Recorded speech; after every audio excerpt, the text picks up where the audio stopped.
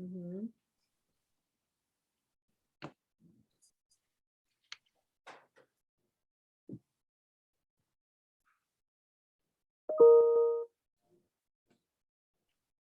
Hmm. Okay. Our guests are coming in. Okay. And Dr. Carroll, did you want me to be the one to share my screen? You knew it. Yes, please. I figured. So excited to have you guys here.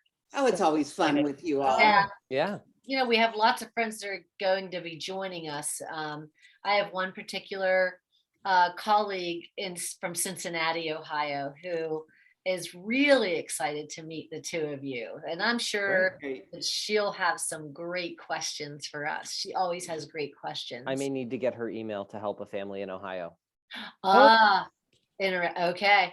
Definitely. She's a great resource. She really is. And she's Wow. on with us Great. today. Another Orton Gillingham practitioner, great friend. Okay, so it looks like I'm going to go ahead and get started. Hi, Sarah. Here we are again. Hi, Teresa. Yes, we are. So Sarah and I, each month we're like, you know, who are we going to feature and who are we going to reach out to? And we have the blessing this month of March to bring our friends from the Total Learning Center located in Wexford, Pennsylvania. So welcome. So I'm going to have the pleasure, Sarah said she would give me the pleasure of introducing our guests today. So let me tell you a little bit about each of them.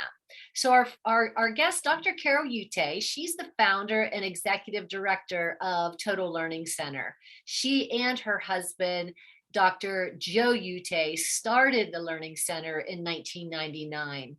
She is a graduate of the University of Pittsburgh and an expert in specialized learning with a doctorate in special education. Dr. Carol has experience as a middle and high school principal, an Orton Gillingham reading therapist, teacher, consultant, international speaker, professor, author, mother, and a proud grandmother of two. She is the founding board member of the International Dyslexia Association, Pittsburgh, as well as a state board member of the Pennsylvania branch of IDA. During Dr. Carol's career, she has received more than 50 awards, including the prestigious Athena Award of Community Service and the Inspired Woman Award. Dr. Carol, as she is affectionately known, enjoys discovering relevant research and sharing its practical implications with others to make a difference in the lives of children. Dr. Carol was passionate to help others understand how to use psychoeducational evaluations to help students achieve their goals. Today, she, along with the director of the Total Learning Center, will help dedicated parents discover what they should look for in an evaluation and of their child and how to better understand test scores, diagnoses, and those recommendations that come along with evaluations. So we welcome Dr. Carol today. Along with Dr. Carol is the director of the Total Learning Center in Wexford, Pennsylvania, JT Kordesich. JT, after receiving his Bachelor of Education from Duquesne University, has worked in public and private institutions, building a robust background in learning theory, testing interpretation, structured literacy interventions, behavior analysis, and executive function remediation. At Total Learning Center, he consults daily with parents, service providers, and schools to advocate for data-driven, person-centered learning initiatives in the hope that all students will continue to approach their ideal path. These two individuals, they are both very dear friends of mine, and I have to say that I welcome them with my whole heart because they're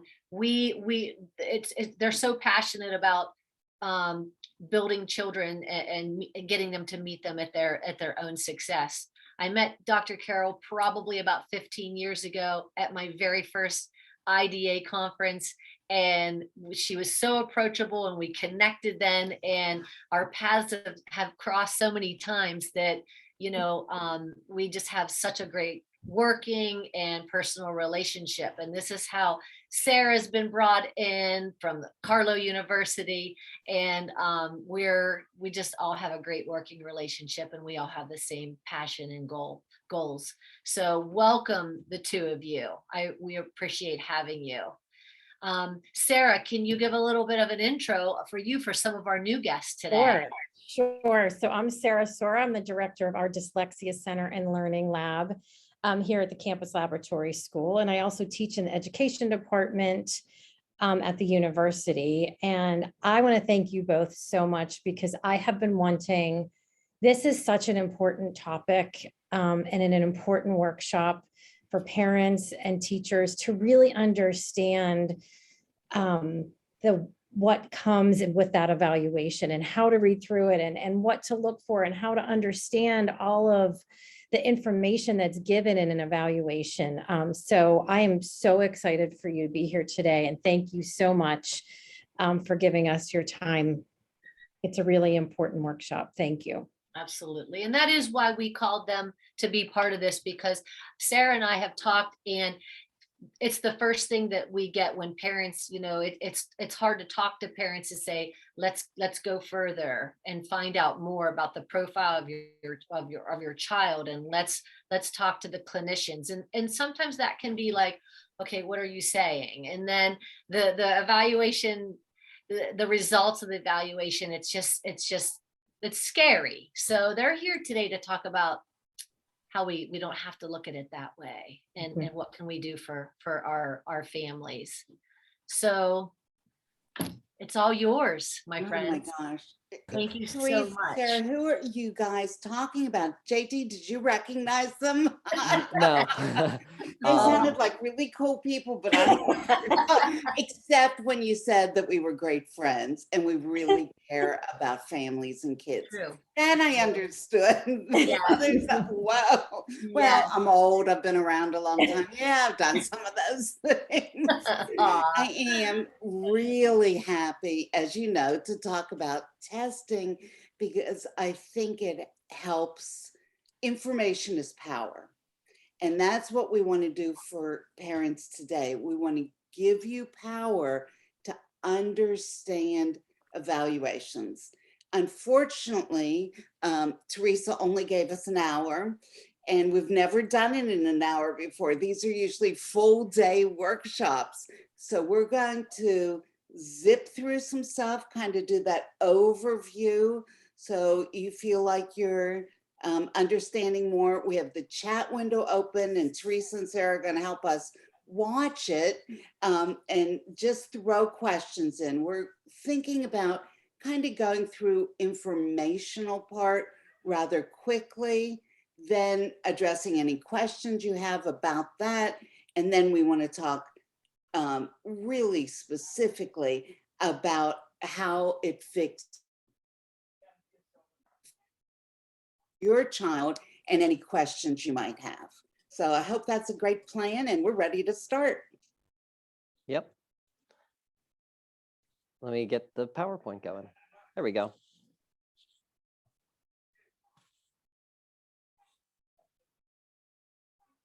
Okay, and like Teresa said, we're from Total Learning Centers. We do evaluations for kids from all over, and we've always used that to help with understanding students and to be able to be really, as JT likes to say, laser focused on what the remediation is. And we threw up our emails.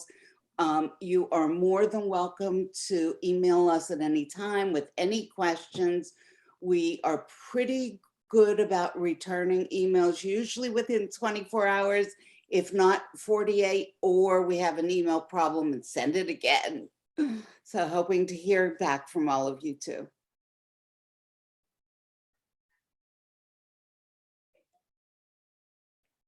There we go.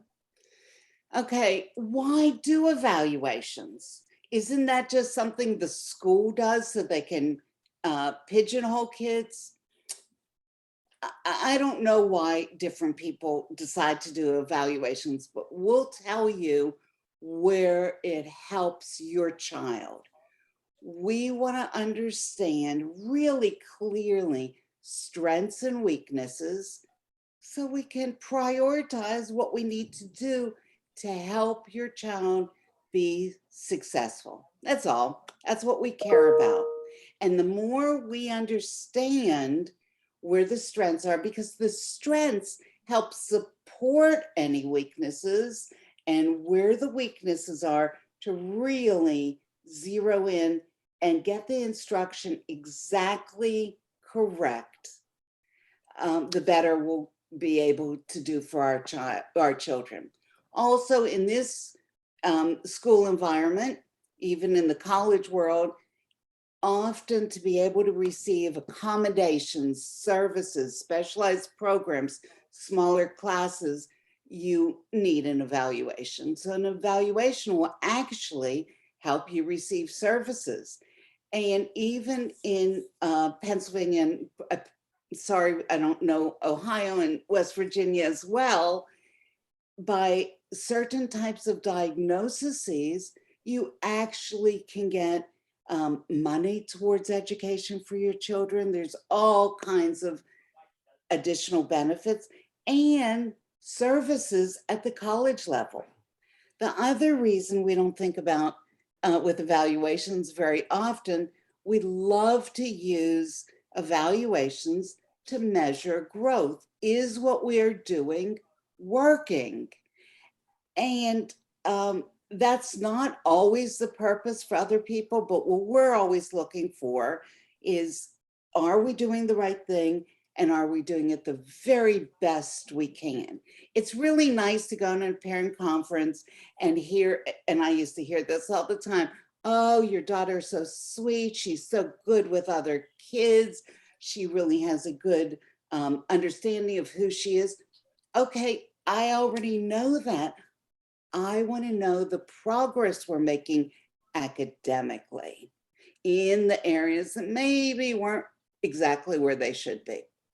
So that's something that evaluations will help. And in fact, what we do is when someone's evaluated with us, we invite them to come back yearly for free, just to check and make sure we're on the right path, that we're seeing growth, that we haven't had another area come up and start sliding back because we're concentrating too much on one area.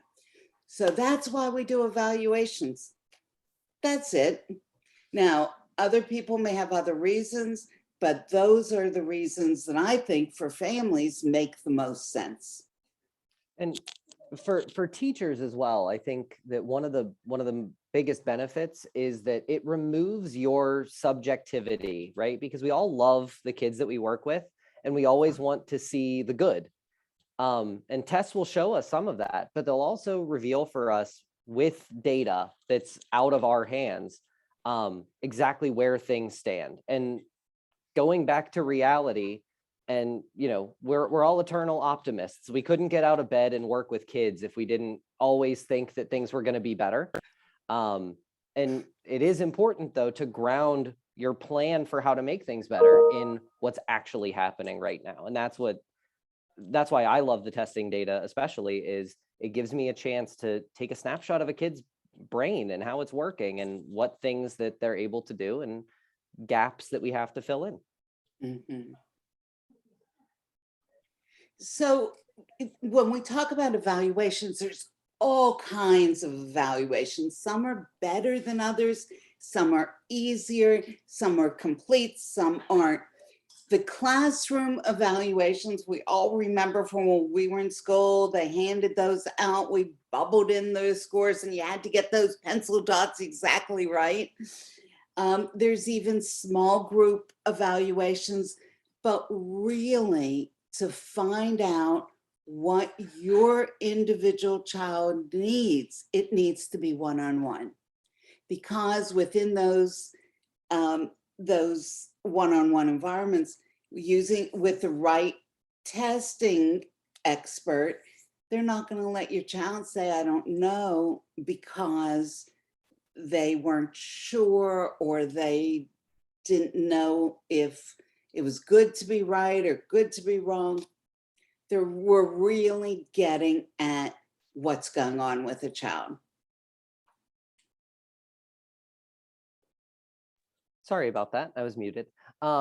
The other piece I think that's important about the types of testing that we're going to talk about, these individual psychometric tests that we're doing, is that yes, they compare one child to the entire rest of the population that has taken that test in their age range, sometimes associated with their gender. But in addition to that, when we do an entire battery of these tests, we also see that profile of where that child's skills are in comparison to all of their other skills. So comparing them to themselves as well and seeing where those discrepancies are. I don't want to jump ahead too much because we are going to talk more about that.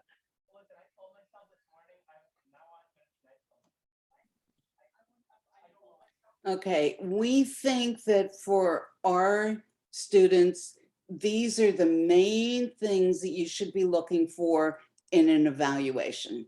We want to know cognitive ability. Where is a child functioning right now with using their intelligence? And I'd encourage all of you who have had testing with your child, who have an IQ number, not to hold on to that too tightly. This is when I love having lots of experience with these things. Even though IQ is not supposed to change, we can tell you for sure IQ does change. When we start remediating language and reading, IQ comes up. When a child has more confidence, the IQ changes. And we can go into that a little bit more why, or if you have questions, but it is a measure of how they're functioning at that time. And what I'll tell you is testing, whenever it's done, is a picture of your child. And sometimes we have great pictures, and sometimes they're a little fuzzy, or sometimes it's a bad picture. And we've had it happen too. But what is unique about what we do is if it's a bad picture, we'll redo the whole thing again and see if we can get a better picture. Academics, we want to know about reading, writing, spelling, math. In addition, I just want to give you the reminder that all of those can be tested in different ways. They can be tested with timed or untimed. You can get reading comprehension where you read it and you're allowed to look back at the story. That's a different way of testing. What we do want to make sure we know and understand how it's tested is, are the basic skills intact? Do we know, does the child know how to sound out the word? Do they have the sight words that they can read easily?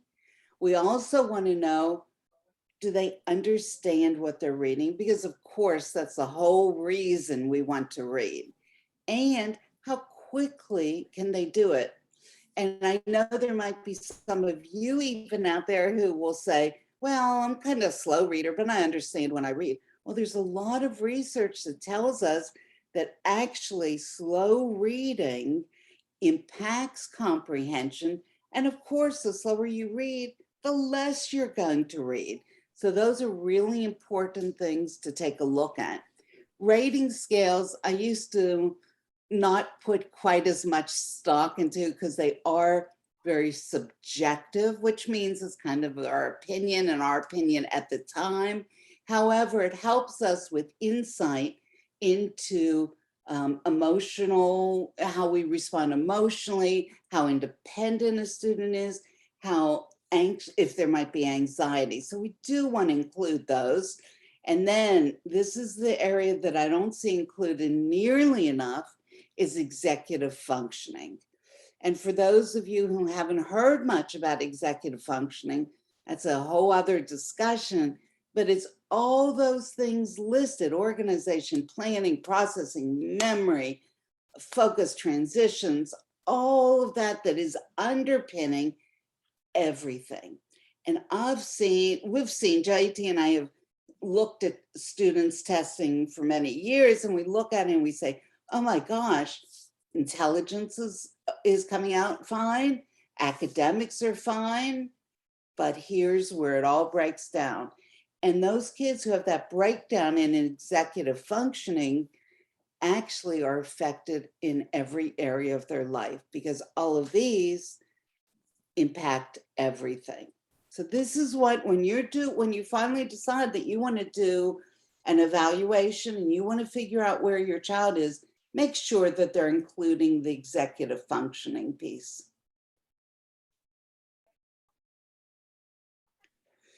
Okay, when's the time to do it? A lot of public schools really don't want to test students until 3rd or 4th grade. That's the earliest they see to do it. Am I done talking? There we go. Okay. And we believe that we should have baseline testing as early as possible. If I had my way, I'd begin in kindergarten or 1st grade with all of our kiddos, and then continue every year or two to make sure we're on track. Public schools require, if you have an IEP, every 3 years. But this is data, this is information that you'd like to have. And so we think that that's an important part of understanding education for our kids. And a big part of that is we don't want to go further than a school year or a calendar year without making changes to a plan.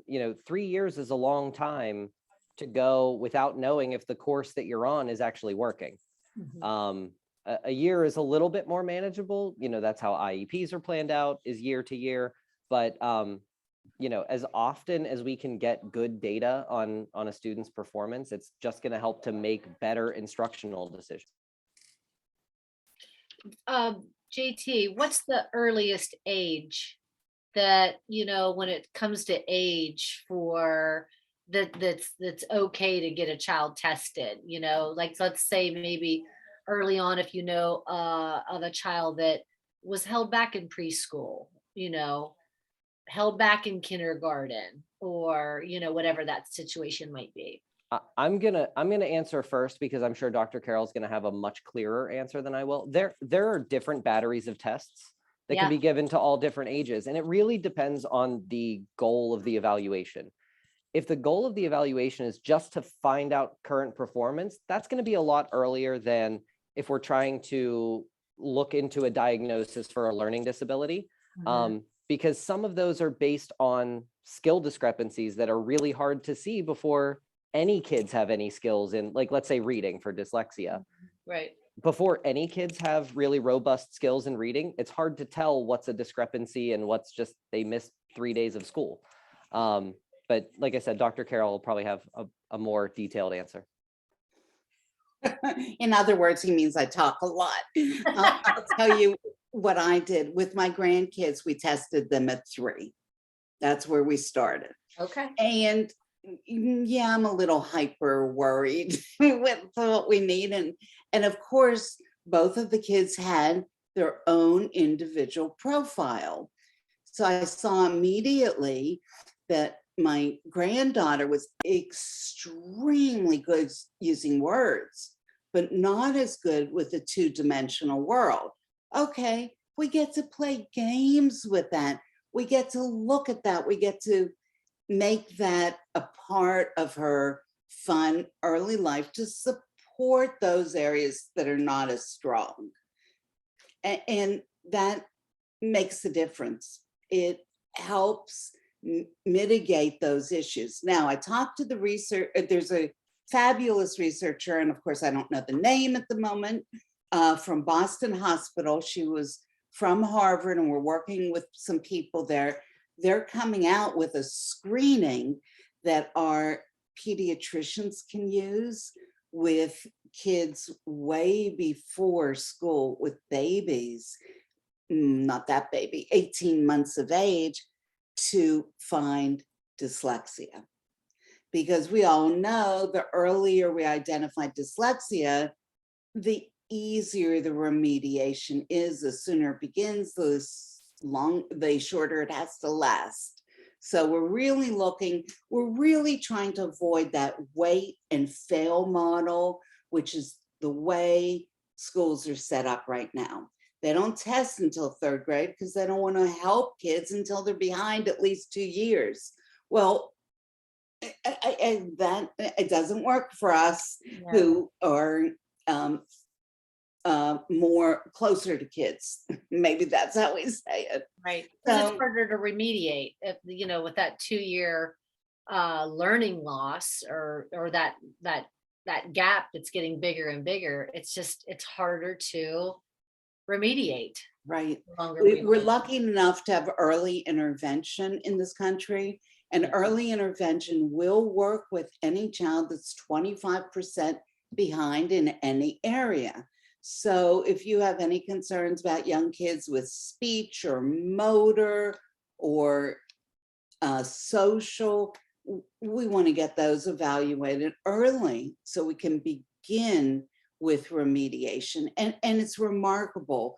The more early remediation we have, the less issues we have later on. We can make things better. And that's the real reason to do that.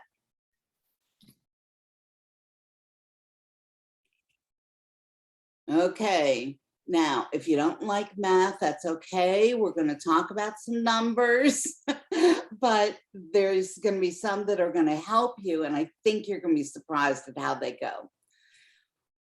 Education, as everybody knows, has their own language. And let me tell you, we might think it's English. It is not English.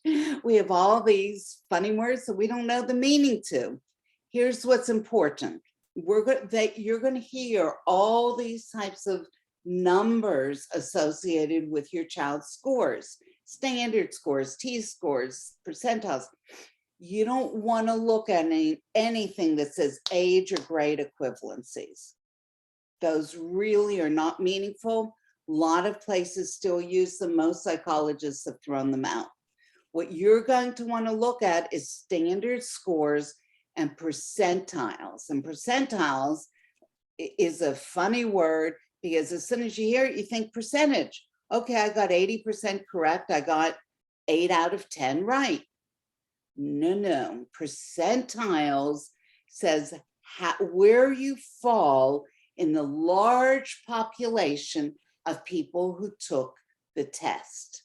So 50th percentile, 50th percentage, 50%? No. It's not half right. 50th percentile is great. It's right in the middle. 50% are above where you scored and 50% below. That's right in the sweet spot of where most schools teach. And we'll talk more about that, but look for percentiles. And to make it even more confusing, you can see this information in all kinds of different ways. And we do the same thing because schools want to see written explanations, words and words. And some of the reports are 20 pages of words. So that's okay. That's one way to get help and get services. But we find much more effective either to use bar graphs and bell curve. And we're going to focus a little on the bell curve, but I want you to see all of them if you'll move through those, JT. There's the written stuff. And look how many words are not even really English. They're education words. Oh my goodness. Okay, get through that one. Data tables, that's a little bit better. And that's mostly where I'm going to get you, if you've had testing done, to look at percentiles. Okay, if you look down the list, you'll see there's one score that's exactly in the middle, 50th percentile. And for this child, it's auditory working memory. So listening, so their memory of things they've heard is right in the middle. Perfect. But they have something else weird with their percentiles. They go from the first percentile to the 99th percentile. First percentile is about as low as you can go, though there are some ways to get part of a percentile. And 99th is about as high as you can go. We're always looking for how the child compares to themselves. So when we look at this, we see right away there are extreme strengths and extreme weaknesses with this student, and we want to know more. Okay. Okay, JT, this is your favorite. Why don't you talk a little bit about this one? Yeah. So the bar graphs, I think the main benefit is that when we're trying to do what Dr. Carroll just said, comparing a child's scores to themselves, this is probably the clearest way that we can do it. One thing to note is when we talk about these standard scores, these scores where 100 is the average, that would equate to the 50th percentile, or whether we're looking at percentiles, we're trying to look for big gaps. And the way that we define how big a gap is with the term standard deviation. And all that means on this scale is 15 points. Any discrepancy of 15 points or more when we're using those scores that they say 100 is the average. So when you hear somebody talk about their IQ, that's the kind of score that they're talking about. A 100 IQ is average, anything above is above, anything below. So these graphs allow us to see visually if there are any big gaps that we need to worry about. But in addition to that, they also, by calculating those numbers, every 15 points being one standard deviation, if something is that big, that's telling us that it's statistically significant.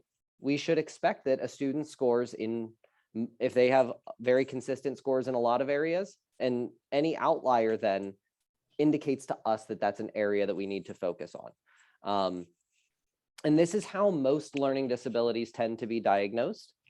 There's some debate about whether or not that's the right way to do it, but that's how it tends to happen right now. So we can see really clearly that visual working memory score, that big purple bar there of 135, that's a really big jump then from the auditory working memory. So when we're just looking at the working memory for this student, we see a massive difference in how their brain holds on to visual information versus auditory information. We see the same, but the opposite problem. The same problem on the processing side.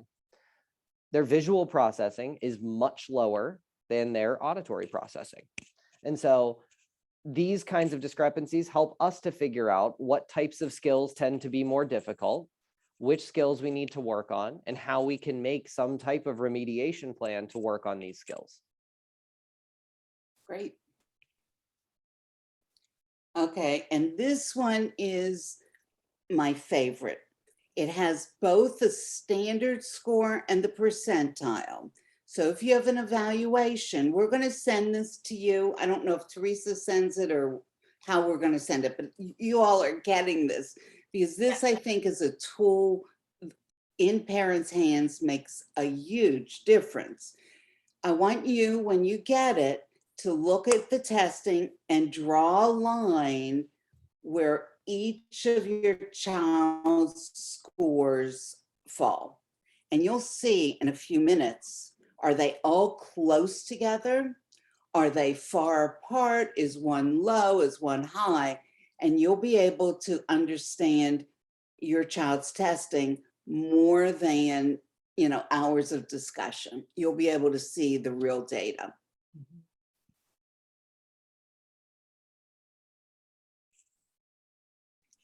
Can I interrupt 1 second? I just Sure. saw a question. Okay. This kind of goes back to when to start testing, but we have a question that says, what about a 5.5-year-old male student in preschool who doesn't have basic early letter sounds, that has been in an excellent Montessori school, but suspected ADHD and dyslexia? And then maybe another issue is auditory processing, such as speech. And they're saying they're having a problem finding that correct remediation. So I'm thinking the question might be, wait, maybe what testing would they get? Oh, Given yeah, that the focus on all of those areas of remediation. Sorry. 5.5 years old, we definitely want to start testing. You have to choose a different IQ test. Okay, so you do. It's well known. It's standardized. It'll work. I would also say that we may want to have a speech and language evaluation along with that. But I'll be glad to talk to the person. They need testing. And that's exactly the situation. Some of our kiddos are in preschools that really don't address any skills. Mhm. And so if they're a little behind, that could be the reason. However, if they're in a Montessori school and the parent feels like it's a good school, then the child should be picking up some of those sounds. And you're right, if it's an attention issue, maybe that's interfering.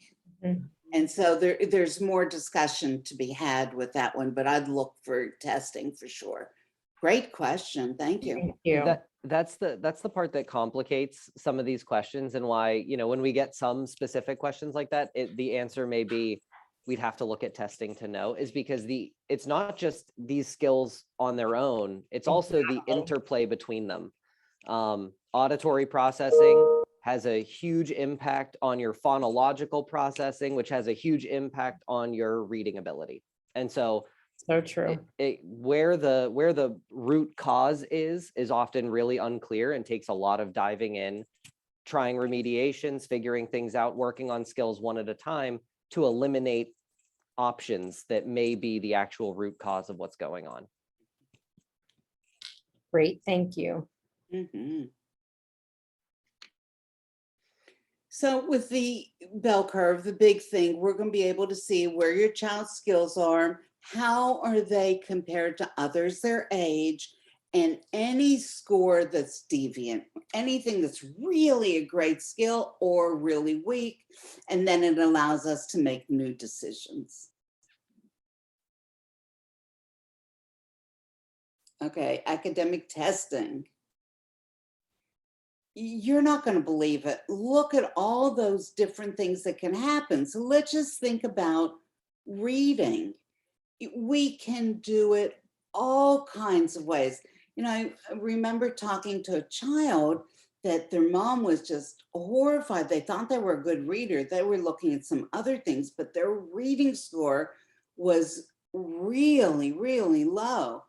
Well, we talked to the child and we found out that he was being administered the tests in the lunchroom while other kids were coming and going, having lunch. And even better, the fire alarm went off in the middle of the test. So that's not really a great environment. And I feel sorry for evaluators. If they're in the schools, sometimes they don't have an office and they're looking for a place, and sometimes it's not at the best time, or even with someone they've ever met before and there's no get to know yourself time. So we want to look at all those types of things.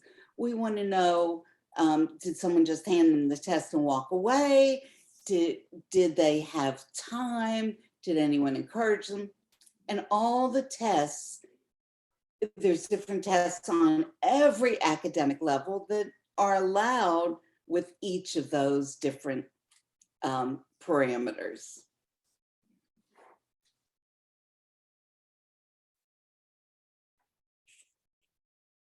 JT? Yeah. This is your and fun. Yeah. Dr. Carroll had mentioned earlier that there is not just one kind of reading test. Most of the time what we hear when parents come in, maybe a little bit uninitiated, they're not really sure what's going on, they just know that something is a problem. The first thing that they always mention is reading comprehension. That tends to be the first thing that is, comes to mind, because that's what we can see. That's the easiest to see when you're working with your kid on their homework. They're reading what they're supposed to read. I put air quotes around that for a reason. Question marks would be better. And then they go to answer the questions and they can't. And that's the really clear demonstration. They struggle with reading comprehension. That's where most parents' brains go. The only problem with that is all the steps that the child had to go through to get to attempting those questions. There can be a lot of things just within the reading domain going on before they even get there. And so we'll work our way from the earliest, or, you know, the earliest skill to the most complex. Phonological awareness. Does their brain actually understand the positioning, each sound in isolation, the positioning of those sounds in a word, and then the ability to blend those sounds together and pull them apart, even when it's just spoken to them? Classic example would be spaghetti or pischetti, right? That's kind of one of those classic errors that little ones make. If that skill isn't intact, then we can't worry about decoding and applying those skills to the written letters on the page.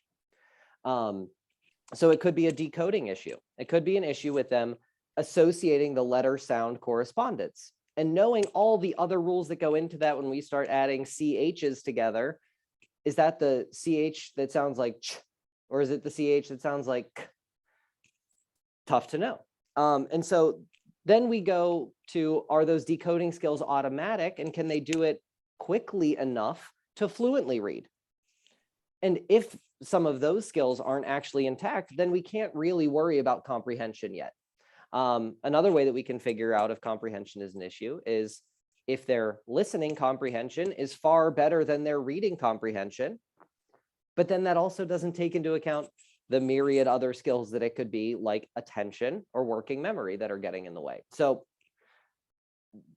all this to say that there are a lot of different tests for each subject area that can be given. And as parents, or even as teachers who are trying to interpret this testing for your students, the best thing you can do is ask questions when it's not clear, because you may be operating under some faulty assumptions about what the testing is actually saying. You know, when we do our testing here, we do tests in each of these areas that are more isolated, and even different kinds of tests for each of these to make sure that we're getting the best possible information. So when it comes to reading, we can pinpoint a better starting point than just doing a comprehension test and then giving a kid some worksheets to practice main idea questions, when really the issue is that they can't read the words on the page.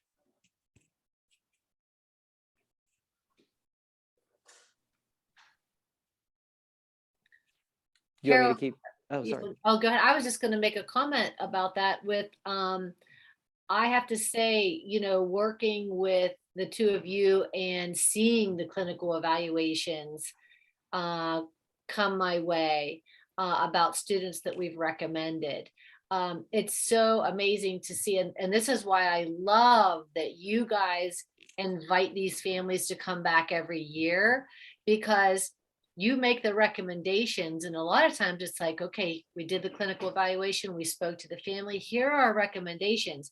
You may never see these families again to know if they're receiving the correct interventions out there. Just like going back to Anita's question, how do we find the remediation piece? But it's been amazing for the families that do follow up on that, because you as the clinicians are saying, this is what we recommended. These are the interventions, and I'll use Orton Gillingham, for instance, and you're able to see from these beautiful, from the bell curve, from the visual pieces, to watch that progress. But the key is to actually look at the recommendations and get it in the hands of the educators and the parents that will drive that will drive the instruction. So, you know, before you got into the math, I just wanted to kind of reiterate that for what you've talked about so far, how it's just been so crucial for that year to year to year, so that we can monitor that progress. So hands down to you guys for really following through with that and making sure the instruction takes place. Well, that's you who makes sure the instruction takes place. Sometimes, you know, there aren't resources near a family, Right. And we all, just say a prayer and hope that it goes forward and we're able to get the help for the child. And we used to, be able to track it a little bit better. People who didn't follow recommendations came back. We saw not only scores didn't stay the same, they went down because they were a year older, they were expected to do more. But I'll tell you, Teresa, if you get your hands on a kiddo and you have the report, we see progress every single year. And that's really exciting because we don't want to do the wrong things with kids. And we want to make sure, this is hard for our kids often. Yeah. And we would like to make it easier. And so there's a lot of information here again, but it's not enough to have kiddos just do problems to know if they can do math. Right. I think about my niece. She was placed in the lowest math group, in a remedial math group, because her calculations were slow. They did rocket math. She couldn't do it very quickly. This child was actually gifted in math, but she was very deliberate and she went slow. She liked to get it was right. And she liked to double check her work. No one could get her to speed it up. So was remedial math the right place for her to be? Well, when you looked at her problem solving, or you gave her calculations that were not timed, she was great. She was way above average. So it's really important to know what the test is, how it's tested, and then that allows us to move forward and understand at least a little bit more. Yeah, and Teresa, do you see we're having trouble getting in the time? Okay, there's multiple choice, there's open-ended, there's true and false, and all of us have preferences. Multiple choice, or sometimes we'll call it multiple guess. I can take a multiple choice test without knowing the information and do okay on it, do pretty well. Well, that's not what a test should be about. Open-ended, you let me just talk it through, write it through. Yeah, I'm going to write enough to get points. Is that a good measure? Well, we all have preferences because of how we learn or how we can respond, but just keep that in mind. And those are probably not the best ways to provide an evaluation for our children. And I know that there's been a lot of information just kind of thrown out there, but I think the biggest takeaway is something that I think Dr. Carroll and I both mentioned before.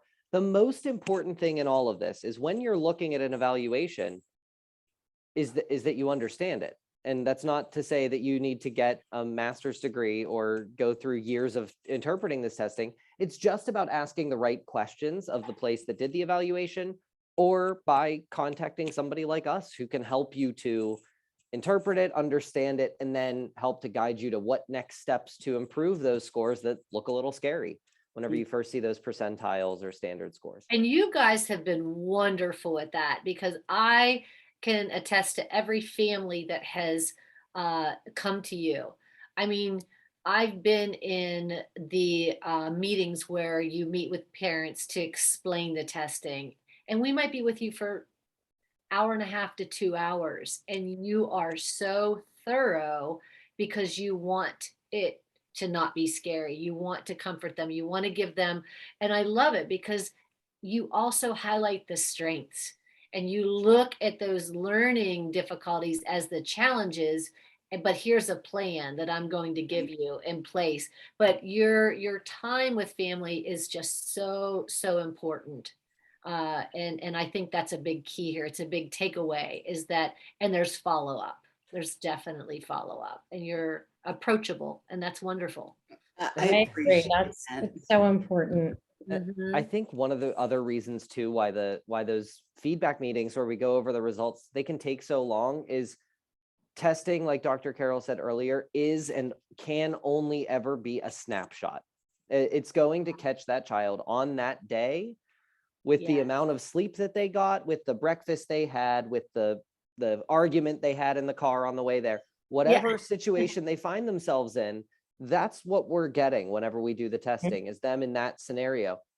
It's really important for us to ask questions constantly, like, does this match? If we describe some of the challenges that may come along with scores that look like this, does this match the child that you know? And I think we have a pretty good success rate with that. I think the vast majority of the time, it really does line up, and parents are like, do you have hidden cameras or something? Because it does match most of the time. There are always cases, though, where we just catch a kid on a bad day. And it's important for us, like Dr. Carroll said, to update those tests then and make sure that we're actually capturing reality. Right. Yeah. Yeah. I was just going to say that because so many people really, it is, they're told every 3 years to get the testing, and that's just too long in between.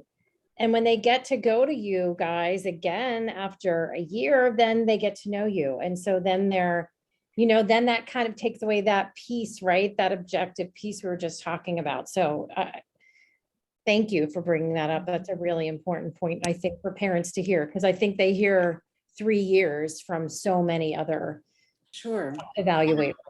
Well, and again, sorry, like many things in public school, that's where that comes from. It's been given to us by the federal government, but part of the decision making was a financial one, not necessarily a child one. Exactly. And there's compromise. How long can they wait? And when do we have to? And we just think, we agree with you, Sarah. We think 3 years is too long. And by the way, JT and I love to talk to parents. There's no charge. If you have a question, you want to talk, just call us. We'll be happy to ask. We're better to get on email because they keep us pretty busy, but it doesn't matter. Whatever you ask us, we're glad to answer. Yeah. And you know what I appreciate most, and a big takeaway, there's a couple takeaways, but one is I have had parents call me several times and say, hey, I'm getting my child tested, but I have to wait 5 months, or I have to wait. And so that wait time, and I have been very successful. You guys you get them in, it's not 5 months. Well, I'll tell you why. I remember going to a Tupperware party years ago. I don't know if you guys have ever gone. And I was all excited, picking out what I thought were really fun things. And I didn't get to take it with me. I had to wait like months to get it. That's a good point. I thought that was fun. That is bad. We don't want to wait. We don't want to wait. It's so true, though. You don't want to wait. I mean, I had a family call me from Lower State, West Virginia, and they're like, I don't want to wait 5 months. And I said, well, you don't have to. I know who you can call. And they're like, I can't believe they said we could come in 2 weeks. And that was that situation. But, I know, right. And I don't know if there's any other questions, but I love another recommendation. You always take anxiety into the profile of the child. And when you're talking about multiple choice tests and these tests that are just so overwhelming, there's the executive function piece. I can look at one and be so overwhelmed and start to get sick to my stomach, and the anxiety takes place, and I'm not going to perform well on that. So we have to remember that for these kids. And a lot of your recommendations are, don't give a 20-word spelling test or a 20-word math sheet. Let's scale it down. Let's give 5 problems. Let's give 10 words. And so your recommendations are explicit, they are specific, and they are diagnostic and prescriptive to the child. So recommendations are amazing. The recommendations are amazing. They really are. We really like to look at the whole child because, guess what? What you described is what research tells us that we're not putting into practice. Anxiety produces a chemical, and that chemical interferes with memory and learning. So you can't get things in and hold on to it, and you can't pull things out. So if you have anxiety, we're not sure where you're going to be blocked. Yeah. And so we really try very hard. And we also work with our school psychologists. We don't just hire those that are competent, because there's lots of competent people out there. If they're not personable, enjoy kids, recognize anxiety, and know how to diffuse that, then they're not going to be right, in my opinion, for doing an evaluation. We Right. really want to see I think those. Yeah, I'm sorry I interrupted you. But I think the other really great, one of the many great points that you guys talked about also was when you're doing the testing for those things as well, for anxiety, for ADHD, because the comorbidity, right, that occurs with Oh my dyslexia gosh. and a learning disability. And I've been there before where I've, recommended a child to be tested. And then I forgot, like, oh, gee, I should have mentioned, like, please make sure that you Right. do an ADHD screener and that you do a anxiety questionnaire, so that we have that whole picture when we get that report, when they go through that evaluation process. That's great that you remember sometimes even to do that. That's wonderful, Yes. because that's not part of a usual battery. Right. And we've just made it part of the battery that we love work that. with, I love that. because it's especially, it's really interesting is time has gone on, and then we've had COVID. We're seeing a lot of anxiety with kiddos. Yep. Yeah. This has been even those of us who've worked to try and keep kids away, especially young ones, from TV and all of those other things. They're anxious. Things are different, and we have to address it, and we have to help them learn how to deal with it. Exactly. Exactly. Well, that went too fast. I know. Right, Sarah. Talk all day with you guys. Oh, thank you, Dr. Carroll. Thank you, JT. Thank you so thank much you. for your expertise and your experiences, and we really appreciate it. And for our guests, contact Sarah or I anytime. You have the contacts for Total Learning Center, but don't be afraid to reach out. I will make sure I get the to you. I will get the bell curve, those graphics to you. Just reach out to me or Sarah, and we will put our email in the chat box. Yes. And this will also be posted on our website, correct? Yes, it will. It'll be on our website. So contact us anytime, and we can get you in touch with these two and share their resources. That's great.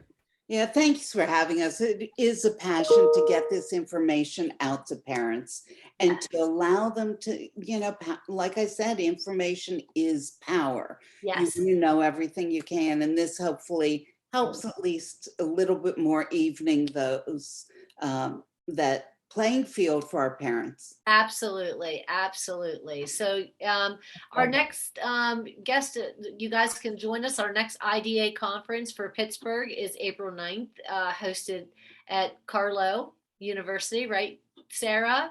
Right. So we all hope to see you or meet you there. Absolutely. That'll be great. All right. Well, thank you, everyone. Thank Have a wonderful day. Take care. Thank Thanks. you. All Okay. right. Bye-bye. Bye. Bye.